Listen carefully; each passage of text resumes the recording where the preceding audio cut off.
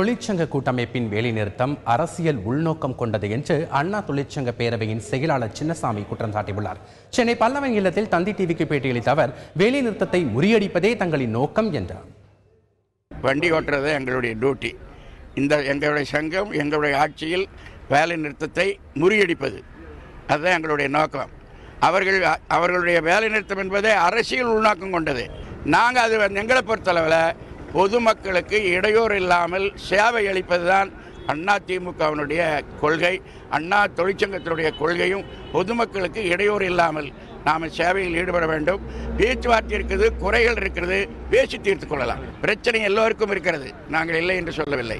இருந்தாலும் கூட சங்கத்தினுடைய கட்டுப்பாடு, சங்கத்தினுடைய ஒருமைப்பாட்டில் அவர்கள் எல்லாம் 10 மணிக்குள்ளாக எல்லா தொழிலாளிகளும் இங்கே எங்களுடைய சங்கத்தில் இருக்கக்கூடியவர்கள் இங்கே வண்டி ஓட்டுவதற்குண்டான முயற்சிகள் நாங்கள் மேற்கொண்டிருக்கிறோம்.